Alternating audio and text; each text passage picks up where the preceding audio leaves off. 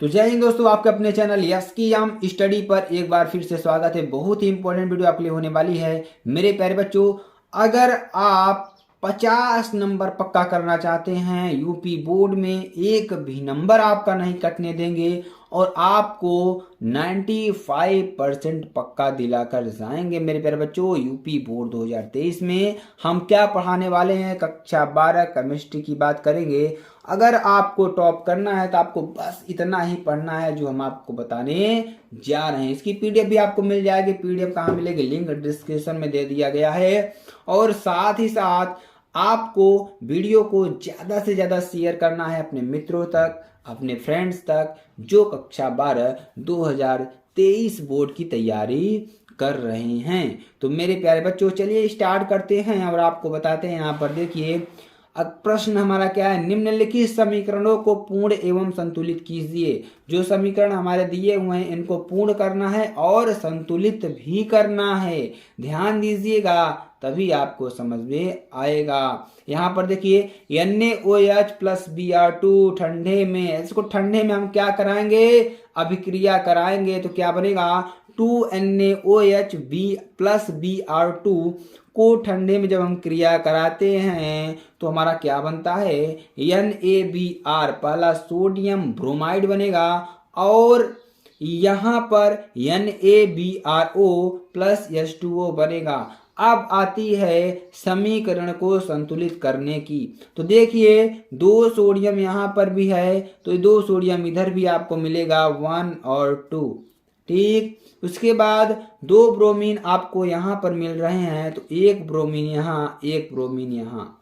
उसके बाद अगर हम बात करेंगे तो 2 ऑक्सीजन आपको इधर मिलेंगे तो 2 ऑक्सीजन इधर मिलेगा, 1 ऑक्सीजन यहाँ, 1 ऑक्सीजन यहाँ। उसके बाद 2 हाइड्रोजन की बात करते हैं तो 1 हाइड्रोजन आपको, 2 हाइड्रोजन यहाँ पर हैं तो 2 हाइड्रोजन यहाँ पर भी आपको मिल जाएगा।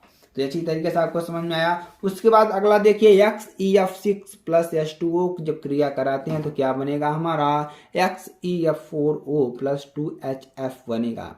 इसकी भी समीकरण को संतुलित कर लेते हैं। एक यहाँ पर है ये Xe तो एक Xe यहाँ पर भी होगा। F6 फ्लोरीन आपको इधर मिलेंगे तो 6 फ्लोरीन इधर मिलेंगे तो 4 और 2 6 फ्लोरीन आपको यहाँ पर मिल गए। उसके बाद ऑक्सीजन की बात करते हैं, 1 ऑक्सीजन यहाँ तो 1 ऑक्सीजन यहाँ भी आपको मिल जाएगा। चलिए अगला क्वेश्चन देखते हैं, बहुत ही इंपॉर्टेंट आपके एग्जाम के दृष्टिकोण से मेरे प्यारे बच्चों बहुत ही इंपॉर्टेंट है।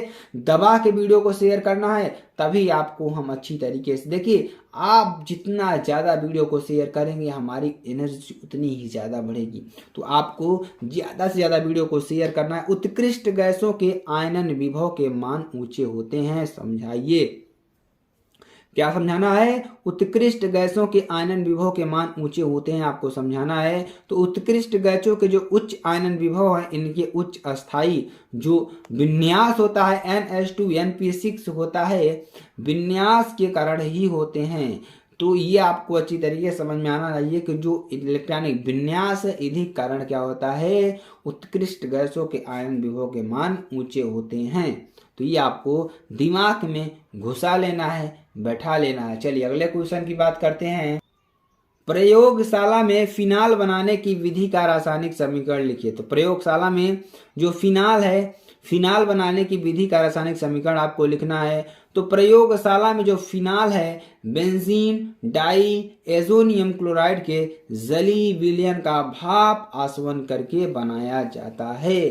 ध्यान दीजिएगा, इसकी पूरी डिटेल में हम आपको बताएंगे कि भाप आसवन क्या होता है, बेंजो डाई एजोनियम क्लोराइड क्या होता है, विलयन। देखिए चलिए अब देखिए जो हमारा बेंजीन डाई एजोनियम क्लोराइड है क्या होता है, C6H5N2Cl होता है, ठीक। उसके बाद हमारा जो जल है H2O है, इसकी क्रिया जब दोनों की हम कराते हैं तो क्या बनेगा, फिनाल बनेगा C6H6OH plus N2 plus HCl बनेगा। क्या बनेगा, फिनाल बनेगा, जिसे आप क्या कहते हैं C6H6OH प्लस नाइट्रोजन बनेगा और HCl बनेगा, हाइड्रोक्लोरिक अम्ल बनेगा।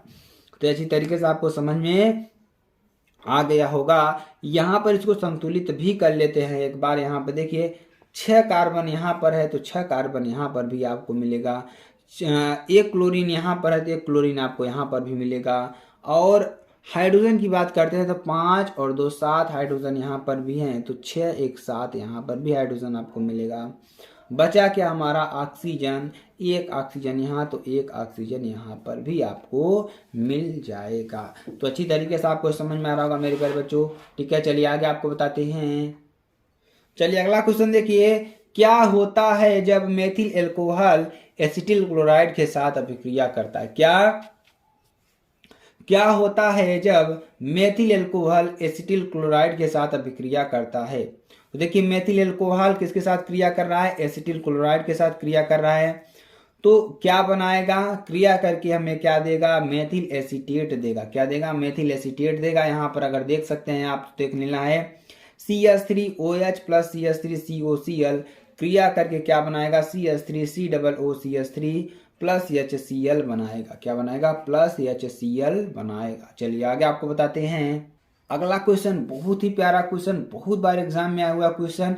तो इस क्वेश्चन की बात करते हैं और आपको अच्छी तरीके से समझाने का प्रयास करते हैं। मेरे प्यारे बच्चों, आपको हमारे साथ जुड़े रहना है, अच्छी तरीके से सारी चीज़ों को समझते रहना है। अगर आप हमारे साथ जुड़े रहेंगे तो आप सारी चीज़ों को समझते चलेंगे और आपको सारी चीज़ें समझ में भी आएंगी। चलिए अगला क्वेश्चन बहुत ही इंपॉर्टेंट, वेरी इंपॉर्टेंट क्वेश्चन आपके लिए। क्या है कि यह कार्बोहाइड्रेट का परीक्षण है। क्या है? यह कार्बोहाइड्रेट का परीक्षण है। एक परख नली में ग्लूकोज का जलीय विलयन लेकर 2 मिलीलीटर अल्फा नेप्थेनॉल का एल्कोहलिक विलयन मिलाकर कुछ बूंद सांद्र H2SO4 की डालने पर 2 द्रवों के बीच बैंगनी रंग का वलय बनता है। क्या बनता है? बैंगनी रंग का वलय बनता है, जिसे आप मौलिक परीक्षण कहते हैं। एक बार ध्यान से फिर समझिए कि यह कार्बोहाइड्रेट का परीक्षण है। किसका? ध्यान दीजिएगा कि आपको एग्जाम में लिखना है कि यह क्या है? एक कार्बोहाइड्रेट का परीक्षण है। एक परख नली में ग्लूकोज का जलीय विलयन लेकर यानी कि कोई परख नली लेंगे। अब इस परख नली में हम क्या लेंगे? ग्लूकोज का जलीय विलयन लेंगे। क्या लेंगे? ग्लूकोज का जलीय विलयन लेंगे और 2 मिलीलीटर क्या लेंगे? अल्फा नेप्थेनॉल का एल्कोहलिक विलयन मिलाकर उसमें हम क्या करेंगे? ग्लूकोज में क्या मिलाएंगे? ये अल्फा नेप्थेनॉल का एल्कोहलिक विलयन मिलाएंगे। ध्यान दीजिएगा। उसके बाद मिलाकर कुछ बूंद सांद्र H2SO4 डालने पर, क्या? कुछ बूंद सांद्र H2SO4 डालने पर 2 द्रवों के बीच बैंगनी रंग का वलय बनेगा, यानी बैंगनी रंग का आपको दिखाई देगा। ये परीक्षण आपने अगर लैब में पढ़ते हैं, केमिस्ट्री की आपकी जो लैब है वहां पर आपको ये परीक्षण मिल जाएगा। चलिए अगला देखेंगे, कार्बोहाइड्रेट क्या होते हैं? जो कार्बोहाइड्रेट हैं वो क्या होते हैं? तो कार्बोहाइड्रेट ध्रुवण गुणक पॉलीहाइड्रोक्सी एल्डिहाइड या कीटोन होते हैं। क्या होते हैं? कार्बोहाइड्रेट ध्रुवण गुणक पॉलीहाइड्रोक्सी एल्डिहाइड या कीटोन होते हैं, या वे पदार्थ होते हैं जो जल अपघटित होकर मोनोसेकेराइड कई अणु देते हैं। ठीक है, तो कार्बोहाइड्रेट क्या होते हैं? ध्रुवण गुणक होते हैं और पॉलीहाइड्रोक्सी एल्डिहाइड या कीटोन होते हैं। वे पदार्थ होते हैं जो जल अपघटित होकर मोनोसेकेराइड के कई अणु देते हैं। ठीक, तो मोनोसेकेराइड क्या होते हैं? एक तरीके से इसको भी आप लोग समझ लीजिए। तो मोनोसेकेराइड क्या होते हैं? वे कार्बोहाइड्रेट जो छोटे अणुओं में जल अपघटित नहीं हो सकते, मोनोसेकेराइड कहलाते हैं। जो छोटे अणुओं में जल अपघटित नहीं हो सकते हैं उसे हम क्या कहते हैं? मोनोसेकेराइड कहते हैं। ये जब भी होंगे तो बड़े अणुओं में जल अपघटित होंगे। ध्यान दीजिएगा, तभी आपको समझ में आ जाएगा। चलिए अगला देखते हैं। अगला क्वेश्चन बहुत ही इंपॉर्टेंट क्वेश्चन, आपके एग्जाम के दृष्टिकोण से बहुत ही महत्वपूर्ण है।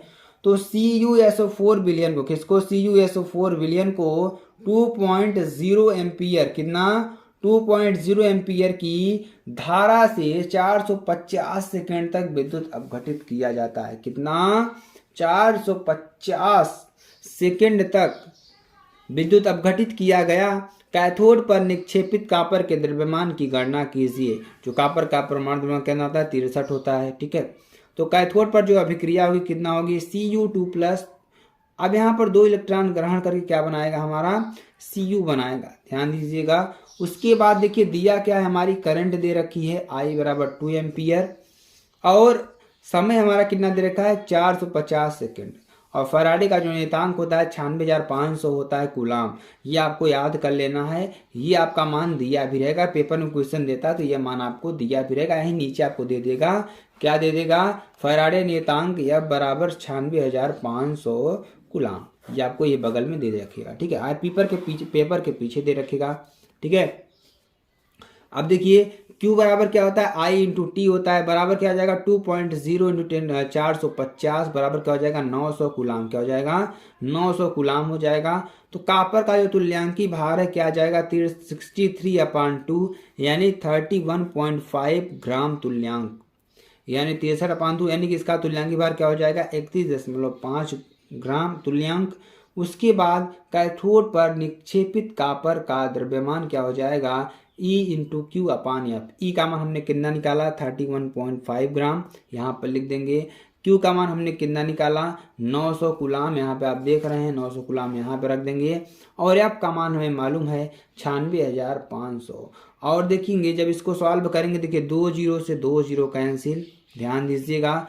अब इसको हम क्या करते हैं, इस दशमलव को इधर ले आएंगे तो क्या आएगा मेरे प्यारे बच्चों प्लस आएगा। ध्यान दीजिएगा 31.5 इंटू 9 यानी कि यहाँ पर क्या आ जाएंगे 96,500। इसको सॉल्व करते हैं 31.5 इंटू 9 इंटू 0 अपान 96,500। देखिए 2 0 कैंसिल हो चुका है, पहले इसको नहीं लिखना है, ध्यान दीजिएगा। 1 0 कहाँ से आ गया, इसको इधर ले जाएंगे तो माइनस में होगा, तो 0 कहाँ आएगा नीचे आएगा, ठीक है।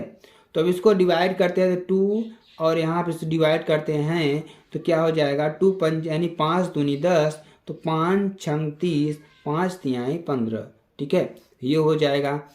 अब इसको और काटना है तो इसको आपको काट कर चेक कर लेना है। तो इस तरीके के जो प्रश्न है आपको अच्छी तरीके से सॉल्व करें। तो उसको हम डिवाइड करेंगे तो क्या आएगा 0.293 इंटू ग्राम में आएगा, ठीक है। तो मेरे प्यारे बच्चों अगर आपको यह वीडियो पसंद आती है आप चैनल को लाइक शेयर कमेंट सब्सक्राइब जरूर कर सकते हैं। फिर मिलते हैं नेक्स्ट वीडियो में नए टॉपिक के साथ। तक के लिए जय हिंद।